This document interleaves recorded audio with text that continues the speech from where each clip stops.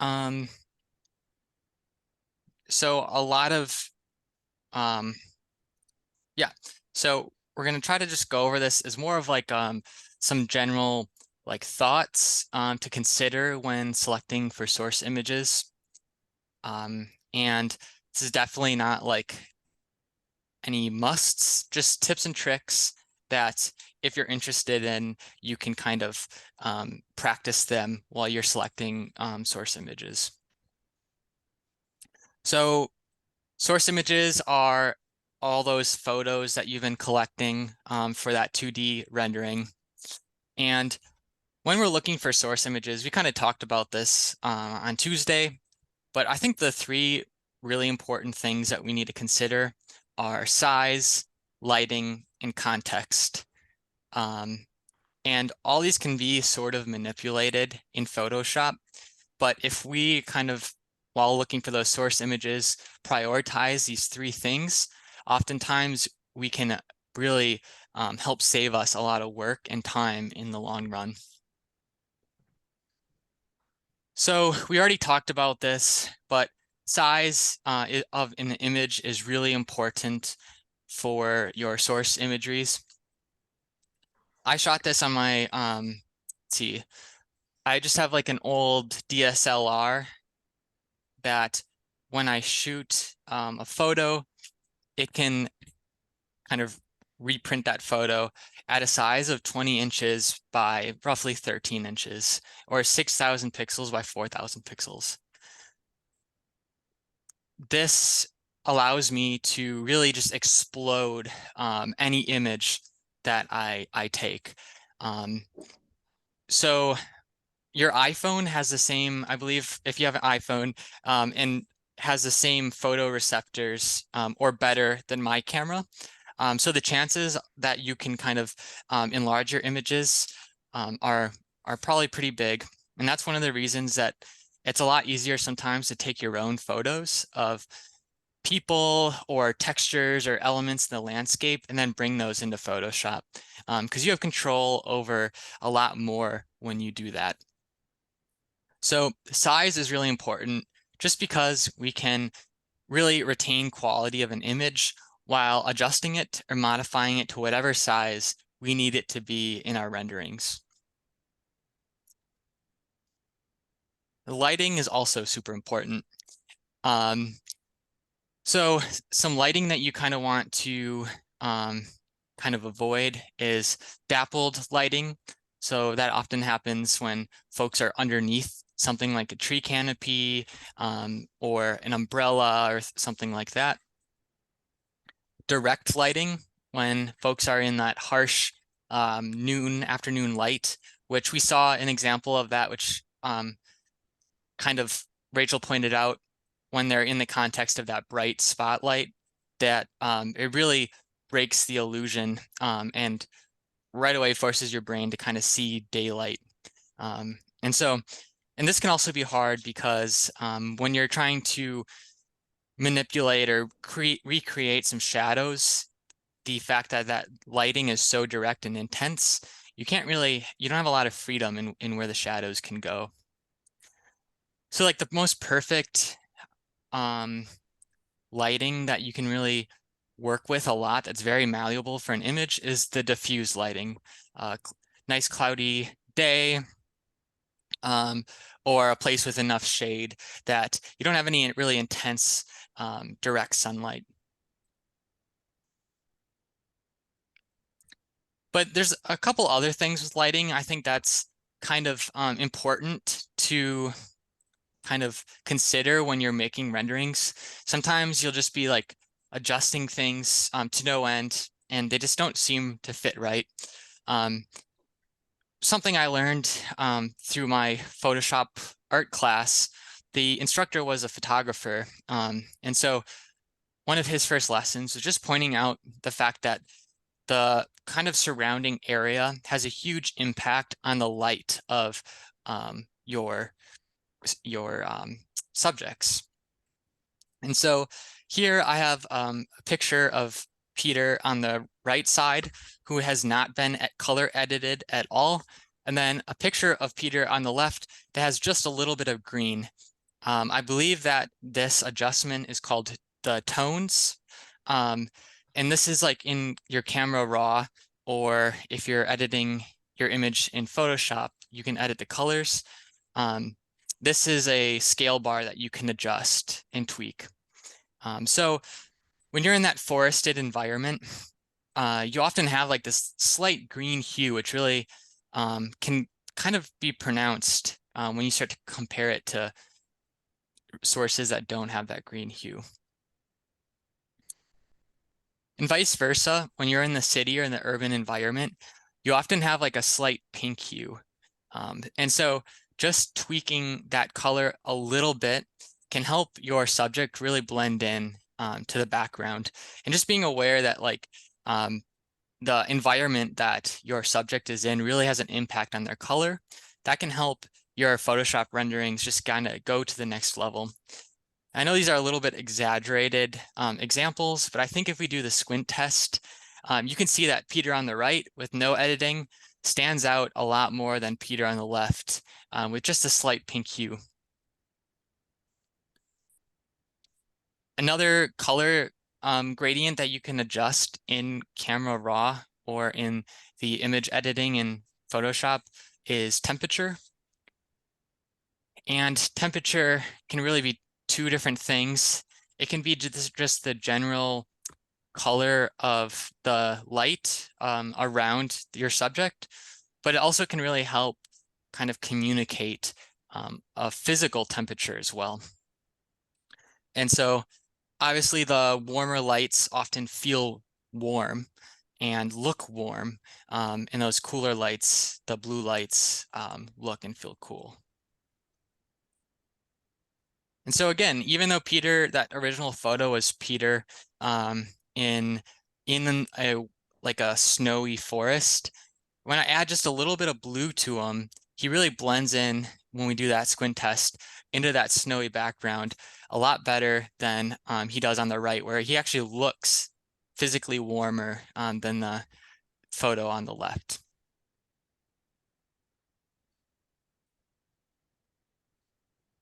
So that's just one slight way to adjust your source images just to make them feel a little bit more embedded into your image.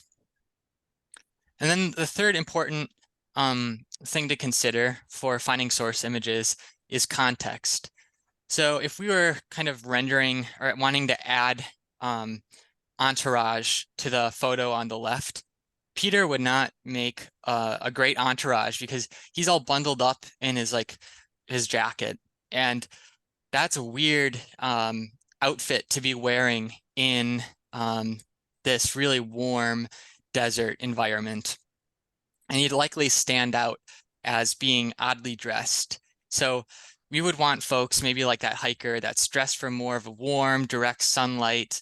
And that is something that's really important. And as we critique other renderings, you might start to notice every once in a while, there's a person that seems to just stand out because they're not really dressed for the environment that they're in. So the context of your source imagery in the context of where they're getting put is really important to consider when you're looking for new images. So those are like the three main things to consider when looking for source imagery: size, lighting, and context.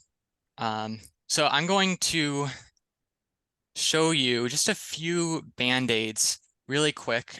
This isn't being added. There's no like instructions added to this. Like I'm just kind of showing you that these tools exist as band-aids to kind of fix your source imagery if you're having issues. And I think one of the most important tools for making your source imagery blend into the world that you're placing them into is by playing around with opacities. So I'm going to jump into Photoshop and just show you the opacities that we can play around with and kind of what they do to a photo. And before I do that, does anyone have any questions about color temperatures or lighting or anything?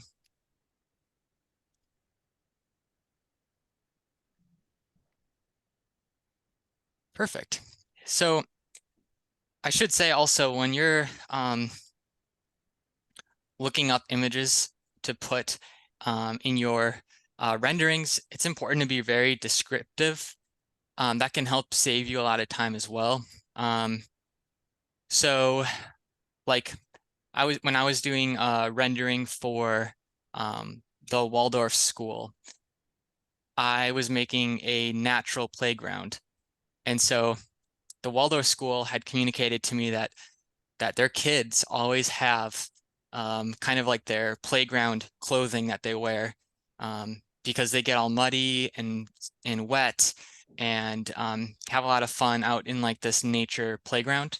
And so when looking for children to place into my rendered playgrounds, I really made sure that these kids were wearing uh, like overcoats and that they were able to look like they would be comfortable being in a wet, muddy environment. And so I would adjust my searches for my descriptive searches to be able to find entourage like that to place into the world.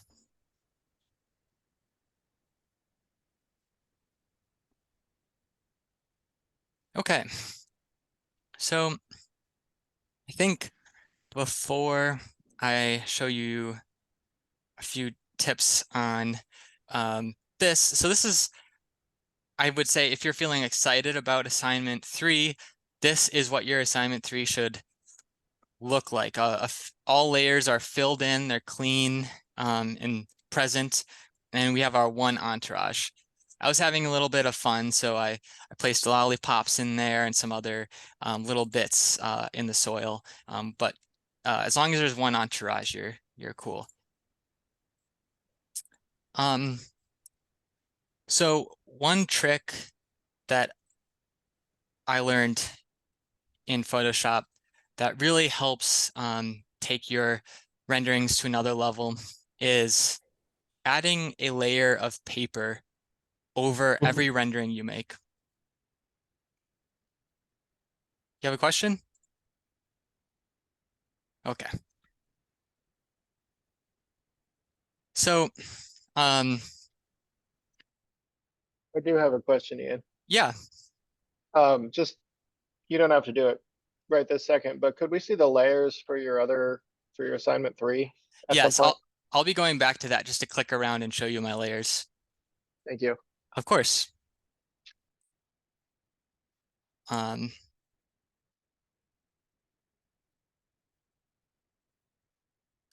so something that I don't think a lot of Photoshop renderers um, kind of talk about is their top layer that they add to their renderings. And there's a couple different types of top layers, but one really kind of transforming layer that you can add to a rendering just to kind of make things blend in together a little bit is actually a paper texture. And so what I do with almost all my renderings is, let's see, I actually, it can be hard to find paper samples because designers will often use them for their renderings. So I actually scanned my own paper because then I have it at 300 DPI, giant scale, and I can kind of use it in every single rendering I make.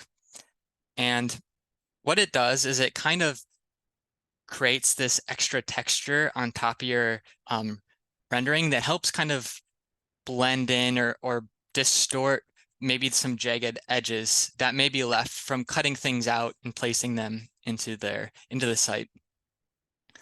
So when I have a paper texture, you can use like I used to use like brown folded pieces of paper just to kind of even really emphasize that paper feel. You can really use any sort of texture. And the simple trick is just going into here, which is the blending modes, which we'll talk about more in the next couple weeks. It's going to multiply. And then I like to kind of be a little more subtle with my textures. And so I'll decrease the opacity just a little bit. And that little extra like paper texture on top of this, in my opinion, just it kind of mutes the colors, makes them feel a little bit more as one. It also helps with those corners. And it may look small, but depending on how rough your renderings may be, it really packs a punch at the end. And so you'll, yeah, so there's different, I guess, intensities that you can do. And I can show you kind of before and after. So before, this feels to me like very clean. And this was a Rhino rendering, and it kind of really to me stands out as kind of lacking that texture.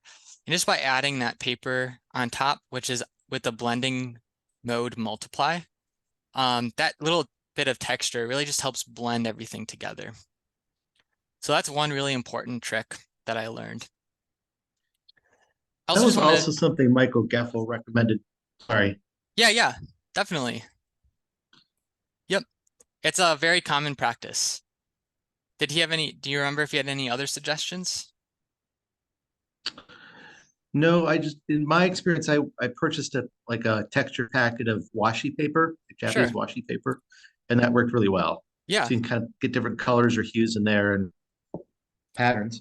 Yeah. And you can also get some free samples from other designers, but they're often limited. And yeah, you can purchase samples or scan some in the library or whatever. Yeah, there's different ways around it. This rendering here, I just wanted to point out. So when we're talking about kind of context, I actually spent a pretty long time finding someone wearing hiking boots that I could easily kind of manipulate and remove from its background and place into this rendering here. So I wanted to really feel like it was a hiker walking in the woods that was crawling through this installation. And so it was really important that I had the context of hiking shoes sticking outside of this installation. So I found these shoes that I was finally able to like cleanly remove both shoes from the image. And then I didn't really like how the orange clothes kind of popped out to me. And so I changed the color of those clothes. And to me, that just kind of helps keep it a little bit more subtle. But those hiking shoes are just a really important element. If this person was wearing flip-flops, I guess the overall feeling would be totally different than what we have here.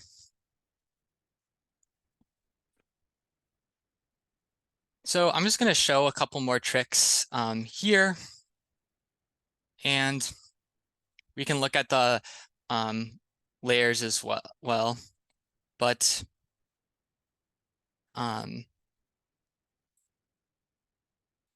that paper texture is so important to me that I keep it on my desktop, ready to use at a moment's notice. I believe it's like a gigabyte. It's huge because I scanned it at like the highest resolution I possibly could scan it at. So it might take a second. Hopefully it doesn't crash anything. And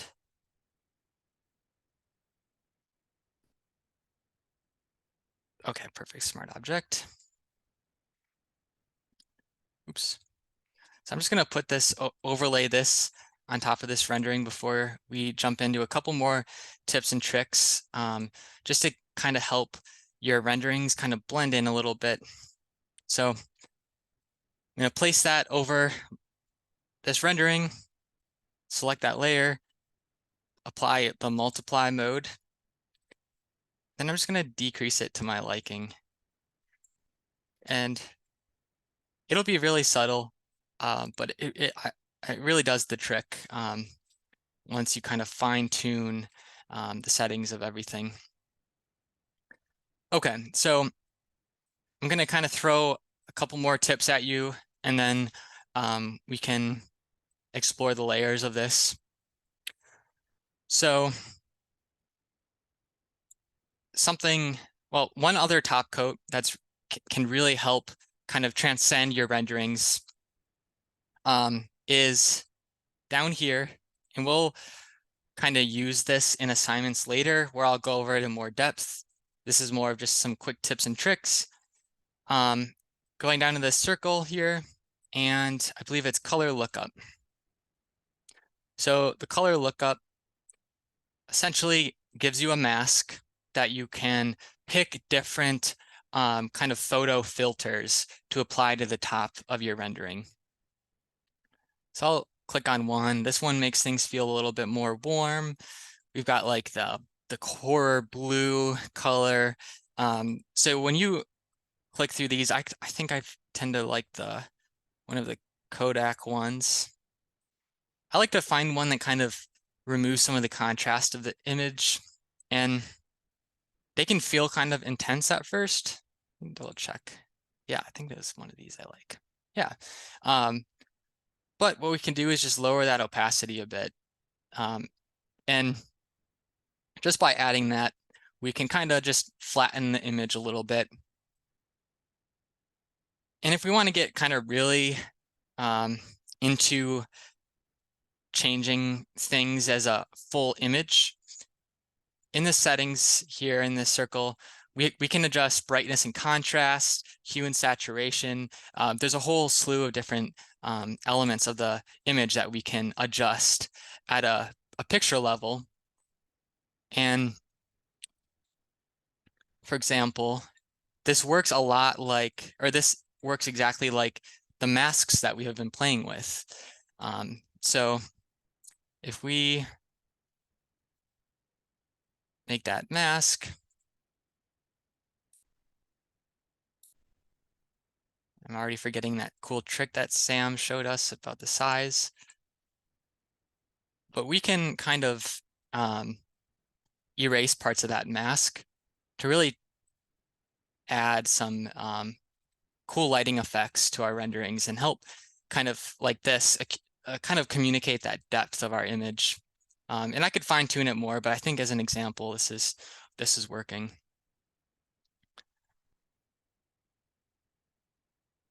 The final trick that I like to use for kind of getting things to feel more part of an image is super subtle, and that is simply, and there's two ways to do it, but oftentimes I like to adjust things in the foreground to like between a 90 and a 99% opacity. And that just kind of helps it blend into the background a little bit. And so you can either kind of go where I'm going in the corner and change the opacity like that, or if you just simply select your layer and then press a number. Oh, maybe it's not going to work right now. Press this layer, press 9, and it'll automatically adjust my this image to 90% opacity. So I'm going to press 9. It works in multiples of 10. And maybe that's a little too much, but I think you can start to see how that just kind of helps. They don't pop out as much as like separate images. They kind of feel more part of this overall rendering. We can even try it with these runners up here and see if that works. And so those are just a couple like quick tricks that I like to use to kind of make things blend in a little bit more and stand out less.